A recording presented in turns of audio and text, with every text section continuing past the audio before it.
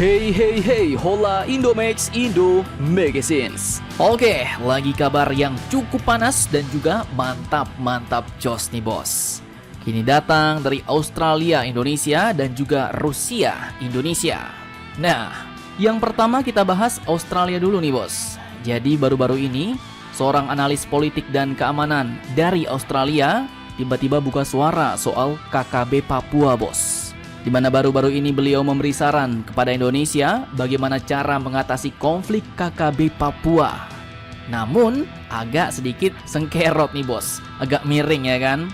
Beliau pun sepertinya kurang setuju dengan narasi yang mengarah pada prinsip NKRI harga mati bos. Di mana ia katakan bahwa NKRI harga mati itu malah dapat membuat negosiasi sulit terwujud dan malah tidak ada kemungkinan perdamaian. Nah loh, ini parah nih. Kok malah prinsip NKRI harga matinya yang diprotes? Lantas pertanyaannya, bagaimanakah sebenarnya saran lengkapnya dan siapakah orang ini? Setelah ini kita bahas bos. Kemudian nanti kabar kedua yang mantap jos datang dari Rusia yang baru-baru ini mengundang Indonesia ke negaranya untuk menjadi pembicara soal teknologi nuklir global bos. Nah, lantas siapakah yang diundang dan apakah yang bakal dibahas Indonesia soal nuklir di Rusia ini? Penasaran beritanya? Cus, tanpa banyak bacor, mari kita bahas cerita lengkapnya satu persatu bosku.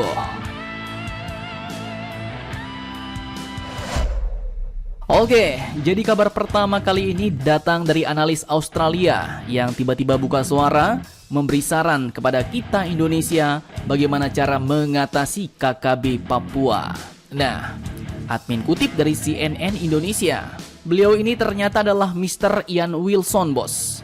Beliau seorang analis politik dan keamanan internasional dari Universitas Murdoch dari Australia, yang beberapa waktu lalu juga sempat memprediksi bahwa jika Pak Prabowo menjadi Presiden Indonesia, maka Pak Prabowo bisa saja memimpin Indonesia secara otoriter menurutnya bos. Nah, jadi memang agak-agak lain nih bos.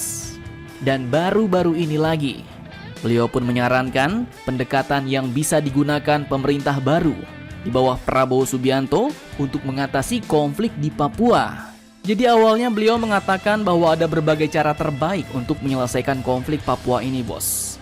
Di mana cara terbaik ini maksud beliau adalah dengan meminimalkan jumlah korban, kekerasan, dan membuka dialog serta kolaborasi. Nah, masih aman nih di sini. Hal ini pun ia katakan saat wawancara dengan CNN pada tanggal 21 Maret 2024 kemarin. Ia katakan bahwa masalahnya yang selalu dihadapi banyak keadaan seperti itu, termasuk dalam sejarah Indonesia itu sendiri, adalah semua pihak harus bersikap berkompromi, harus siap untuk berkompromi, ujarnya. Dan kemudian lanjut semakin agak haradang nih bos. Ia pun ternyata juga menyinggung soal Undang-Undang Dasar kita Indonesia yang menjadi prinsip mutlak dan pedoman kita sebagai warga negara Indonesia, yaitu Undang-Undang Dasar 1945 pasal 30 ayat 1 yang menurutnya tertuang narasi yang mengarah kepada prinsip Negara Kesatuan Republik Indonesia harga mati atau yang sering kita dengar dengan prinsip NKRI harga mati bos. Nah, lantas bagaimana menurutnya tentang prinsip NKRI harga mati ini?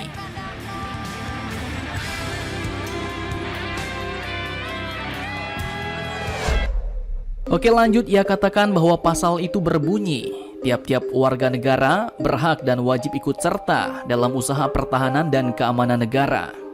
Jadi ya pada intinya pasal ini pun menerangkan kewajiban kita bos, warga negara Indonesia dalam urusan membela pertahanan dan keamanan negara. Jadi dalam pasal ini intinya kita berhak dan wajib mempertahankan keutuhan negara kita tanpa terkecuali. Dan itu adalah dasar yang sudah ditetapkan sejak zaman kakek nenek kita dulu, yaitu NKRI harga mati. Harus kita bela dan kita pertahankan keutuhannya bos. Namun sepertinya malah dasar inilah yang sepertinya agak ditentang oleh pengamat Australia ini bos. Dalam berita, Mr. Ian Wilson ini pun mengatakan bahwa sikap dan narasi NKRI harga mati ini menjadi faktor negosiasi sulit terwujud. Ia katakan, Dan kalau punya sikap harga mati dan sebagainya, itu retorikanya tidak memungkinkan adanya negosiasi yang bisa menghasilkan perdamaian, ujar Wilson. Nah, jadi artinya jika pemerintah Indonesia, rakyat Indonesia menggunakan prinsip NKRI harga mati, maka tidak akan ada yang namanya perdamaian di tanah Papua, bos. Ya, begitu inti maksud perkataan beliau. Nah, lanjut kemudian ia pun lantas menyinggung penyelesaian kasus Aceh di bawah Ibu Presiden Megawati dulu, bos. Di mana pada Mei 2003, pemerintah telah memberlakukan operasi militer dan menetapkan status darurat militer di Aceh untuk menumpas gerakan Aceh Merdeka atau GAM yang saat itu memang ingin memisahkan diri dari Indonesia. Dan ia katakan pengerahan pasukan itu pun sangat memperburuk keadaan.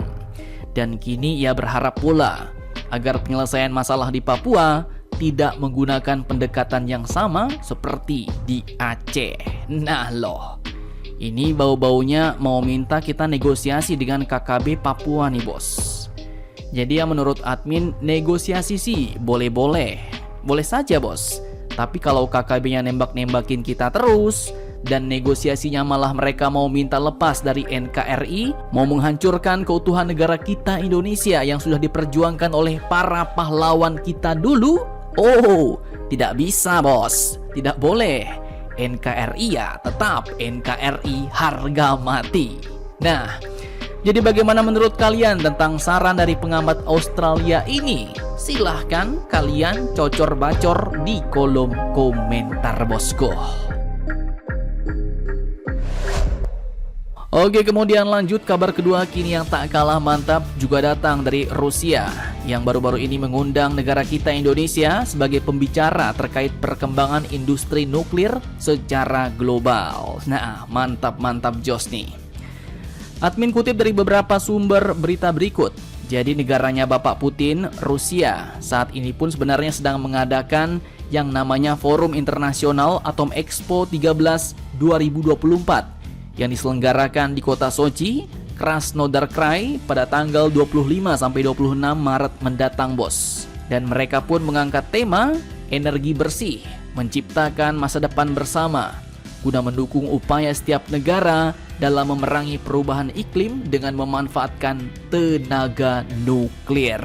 Nah, forum internasional bergengsi ini pun disebutkan telah menghadirkan sejumlah pejabat pemerintah, perusahaan industri nuklir global, kemudian organisasi publik dan para pakar internasional. Dan negara kita Indonesia dalam hal ini pun diundang menjadi pembicara dan diwakili oleh Badan Riset dan Inovasi Nasional atau BRIN, bos. Dikatakan bahwa perwakilan Indonesia ini pun akan berbicara dalam diskusi yang terkait perkembangan teknologi reaktor generasi 4 sebagai bagian integral dari sistem tenaga siklus bahan bakar nuklir tertutup, di mana memang saat ini kabarnya BRIN pun juga tengah mengembangkan reaktor nuklir generasi 4 ini, bos. Dan reaktor generasi 4 ini pun disebut mampu mengubah industri tenaga nuklir secara mendasar, terutama melalui tingkat keselamatan yang baru, perluasan jangkauan bahan bakar, dan pengurangan limbah radioaktif secara signifikan. Nah, mantap jos nih, bos. Ya, harapannya semoga BRIN Indonesia dapat berkolaborasi aktif dengan Rusia, Rosatom ya kan, untuk menciptakan dan merealisasikan benar-benar reaktor-reaktor nuklir baru di Indonesia yang lebih aman, murah, dan efektif untuk kebangkitan negara kita Indonesia ya, bos. Amin. Nah, jadi bagaimana menurut kalian? Jangan lupa komentar, tetaplah kalian barbar dan jangan santuy terus demi Indonesia maju. Salam Indomax, Indo make sense.